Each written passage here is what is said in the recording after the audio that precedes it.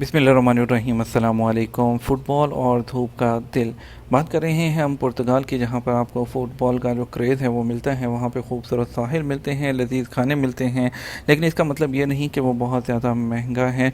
बहुत से ऐसे तरीके हैं जिनसे आप पुर्तगाल में रह सकते हैं। वहाँ पर आप फ्रीलांसर की जॉब कर सकते हैं।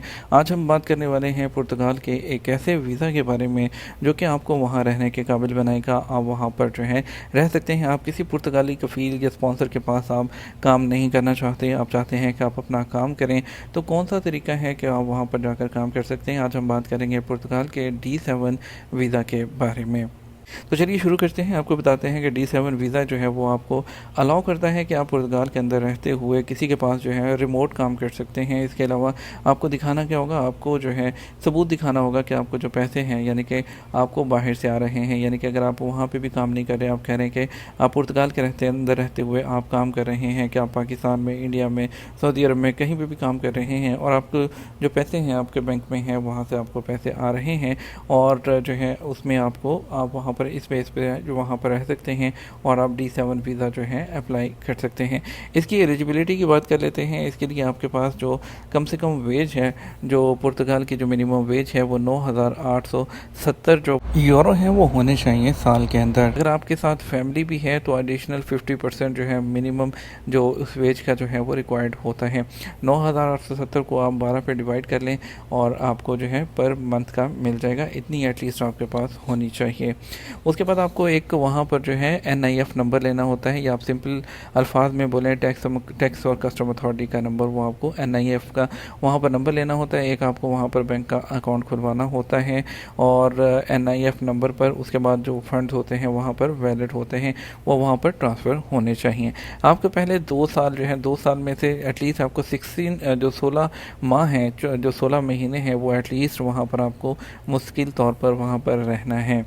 बात करते हैं इस जो वीज़ा है, पैसिव इनकम वीज़ा भी कहते हैं। इसके फ़ायदे कौन कौन से हैं? इसमें बहुत से फ़ायदे हैं। आप वहाँ पर रह सकते हैं, काम कर सकते हैं, पढ़ सकते हैं और इसके अलावा जो है ये आपको बहुत अच्छा वहाँ पे स्कूलिंग सिस्टम है। आप अपनी फैमिली को रख सकते हैं, फैमिली वहाँ पे रह सकती है, जो है आपके साथ वहाँ पर पढ़ सकते हैं, आपके बच्चे पढ़ सकते हैं और वहाँ पे इसके अलावा बहुत सी दूसरी अपॉर्चुनिटीज़ हैं जिसे आप जो है वो इंजॉय कर सकते हैं लाइफ को।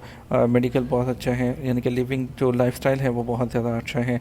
ये सब चीज़ें हैं जो आपको वहाँ पर जो इसके बहुत से फ़ायदे हैं। और सबसे अच्छी चीज़ होती है कि आप पुर्तगीज़ की जो परमानेंट रेजिडेंसी है या सिटीज़नशिप है वो अप्लाई कर सकते हैं। आप उसके बाद उसके लिए अहल हो जाते हैं और पुर्तगाल का जो पासपोर्ट है उस पर दुनिया के कोई 150 से ज़्यादा ममालिक हैं जिस पर आप वीज़ा फ्री जो है ट्रैवल कर सकते हैं।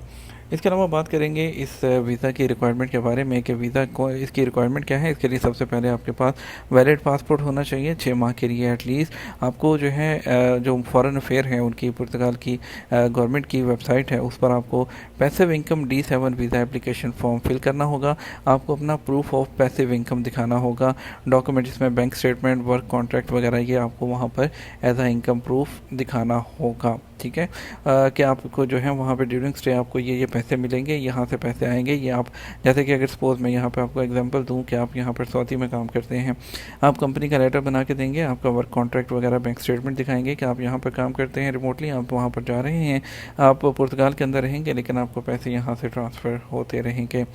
तो इसके अलावा पासपोर्ट साइज़ की फ़ोटो चाहिए होगी। आपने वहाँ पर हाइश का सबूत देना है, प्रूफ ऑफ अकोमोडेशन, आपने एक कवर लेटर लगाना है कि आप वहाँ पर जो है आपको रीज़न देनी है स्टे की। और इसके अलावा आपके पास 30,000 जो पाउंड है उसकी इंश्योरेंस होनी चाहिए, मेडिकल इंश्योरेंस, जो कि वैलिड इंश्योरेंस होनी चाहिए कंप्लीट स्टे के लिए।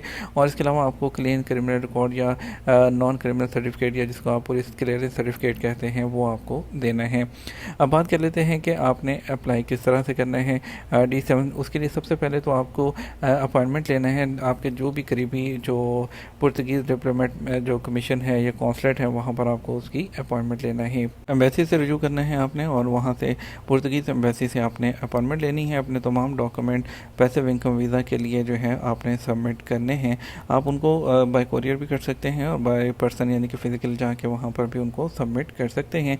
उसके बाद आपको जवाब वेट करना होगा। अराउंड 3 to 4 मंथ्स लगते हैं इसको प्रोसेस करने में। डॉक्यूमेंट अगर कंप्लीट होंगे तो बहुत जल्दी भी हो जाएगा। अगर डॉक्यूमेंट जो है इनकम्प्लीट होंगे या आपकी जो रिक्वायरमेंट है डॉक्यूमेंट जो मैंने आपको बताए हैं कंप्लीट नहीं होंगे, तो इससे ज़्यादा भी 6 माह भी लग सकते हैं।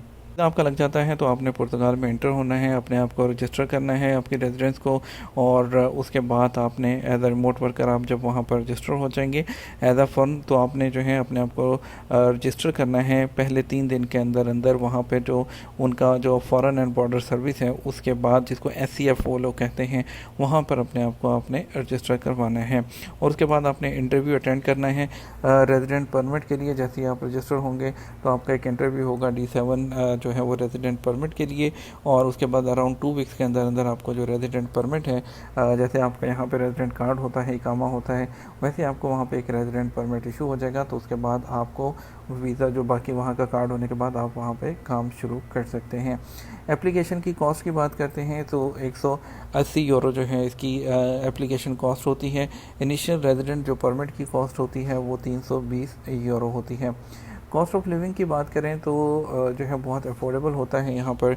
विजिटर्स की बहुत सी अट्रैक्शन है, और डिपेंड करता है कि वहाँ पर किस तरह के हैं, कंफर्टेबल लाइफस्टाइल है, और इतना ज़्यादा जो है वो कॉस्टली भी नहीं है। तो बहुत से बेनिफिट हैं वहाँ पर रहने के, तो आप इसको ज़रूर ट्राई कर सकते हैं।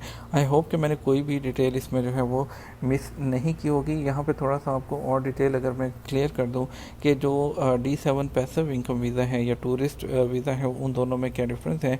तो D7 पैसिव वीज़ा सबसे पहले तो उनके लिए सूटेबल हैं जो कि रिमोट वर्कर्स हैं, फ्रीलांसर हैं या एंटरप्रेन्योर्स हैं, उनके लिए। और जो टूरिस्ट वीज़ा है वो सूटेबल होता है जो जो लोग एज अ टूरिज़्म विज़िट करना चाहते हैं। जो D7 वीज़ा होता है ये वैलिड होता है 2 साल के लिए, टूरिस्ट वीज़ा 90 दिन के लिए वैलिड होता है।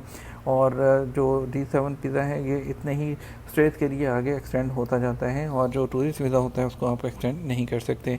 D7 वीज़ा पर फैमिली आपके साथ रह सकती है, और टूरिस्ट वीज़ा पर फैमिली अलाउ नहीं होती। अगर आप उनका अलग से वीज़ा साथ में लेके जाते हैं तो ही अलाउ होती है।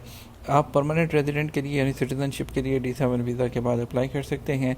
जो टूरिस्ट वीज़ा होता है उस पर आप जो है टूरिस्ट वीज़ा के लिए जो परमानेंट रेजिडेंसी होती है या पासपोर्ट होता है पुर्तगाल का, उसके लिए अप्लाई नहीं कर सकते हैं। आई होप कि आपको तमाम चीज़ें इसमें मैंने कवर कर दी होंगी। जैसे ही आपको ये तमाम चीज़ें आपकी कंप्लीट हो जाती हैं, आई होप कि इसमें किसी आपको किसी जो एजेंट वगैरह की ज़रूरत नहीं पड़ेगी। बाकी पुर्तगाल में रहने के लिए बहुत सी जो जगह हैं, आप कौन कौन सी जो है, लिस्बन है वो सबसे कैपिटल है, जो कैपिटल्स ऑफ कैपिटल्स है लिस्बन, यहाँ पर रहने के लिए बहुत जो अच्छा है। उसके अलावा और बहुत से जो शहर हैं आप जहाँ पर जो है वो रहायश इख्तियार कर सकते हैं। और लेकिन अब अगर बात करें आप इजीली जो आपको पासपोर्ट देती ही है इस वक्त कंट्री, अगर कनाडा के बाद है तो वो पुर्तगाल ही है। तो आप इसको ज़रूर ट्राई कीजिएगा। वीडियो को दूसरे दोस्तों के साथ भी शेयर कीजिएगा, हो सकता है कि किसी का भला हो जाए और वो सेट हो जाए और सारी ज़िंदगी आपको भी दुआएं देगा। अपना ख्याल रखिएगा, हमें दुआ में याद रखिएगा। और अगर मज़ीद कोई क्वेश्चन हो तो आप नीचे कमेंट सेक्शन में या हमारे ईमेल ID wasimranavlogs@gmail.com पर हमें ईमेल कर सकते हैं। अपना ख्याल रखिएगा, दुआ में याद रखिएगा। अस्सलाम वालेकुम।